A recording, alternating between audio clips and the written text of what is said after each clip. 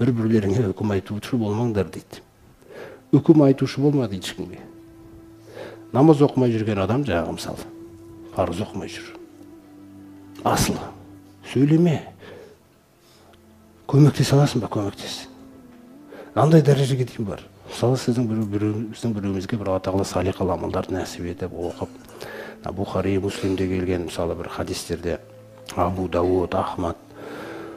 Сонда Исраиль ұрпақтарында екі кісі болған дейді. Екеуі бауыр. Біреуі дейді құлшылықта сондай муштахид, ынталы болған дейді. Яғни жаңағы парыздан кейін мұстахаб, сол нәрселерді істеп жүрген адам дейді. Екіншісі жаңағы күнәсін жеңе алмай жүр. Асылы екеуі де мұсылман. Сосын анау келеді да, ей, қысқартсашы енді деп сөйлейді. Бұл дұрыс. Насихат айту бұл дұрыс. Күндердің бір күні мынандай бір сөзді айтып жіберді дейді. Валлахи, Алла мен ант етем. Өйткені ананың сөзі бұның нәпсіне тиіп кетті. Ол не деді? Сен неге менің артымнан күзетші сияқты жүре бересің дейді. Мен жеңем, күресіп жүрмін, мен қазір осылай болып отырмын. Неге мені күзете бересің сен дейді.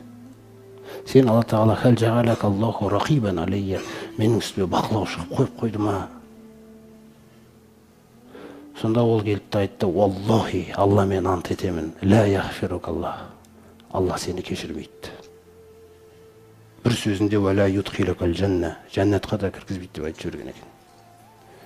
Адам салиқалығымен алданған кезде осындай дәрежедегі ақымақтыққа жетеді екенбіз біз. Құдайдың атынан сөйлейтін сен кімсің? Алла тағаладың алдында білімің көтерілген сайын түсетін адамсың сен, түсетін. Көрінбе қалай көтеріліп кетті.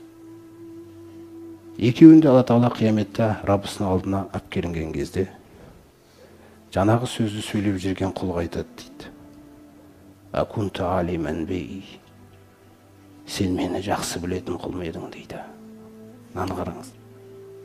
Біз кейде Алланың атынан неге сөйлейміз? Біз өзімізше бір Алла жаңағы құтылатын топқа қарай уже қияметте кіріп кеткен сияқтымыз біз. Сен мені жақсырақ білесің ба деп айтады дейді. Анада үн жоқ. Не айтады енді? Аукунта қодиран алама фияди. Әлде менің иелігімдегі құзырымдағы бір іске құдіретің жете ма өзгертуге дейді. Сосын анау езіліп тұрған күнәсімен езіліп тұрған жаңағы Аллаға серік қоспаған құлды шақырып айтады. Қоды ғафарту лака. Кешірдім сені. Удхулул жанна. Кіре ғой жәннатыңа. Әрине ол кіретін жәннат, анау кереметтер кіретін жәннат емес, бірақ жәннатқа кірді. Көрдіңіз ғой? Ал анаған айтты дейді, исхабу бихи иленнар. Мынаны тозаққа қарай тастаңдар. Мерзім өтіледі енді. Мерзім өтіледі, түбінде жаңағы таухид алып шығады оны. Сонда Абу Хурайра осы хадисті жеткізіп отқан айтады. Алла мен ант етем.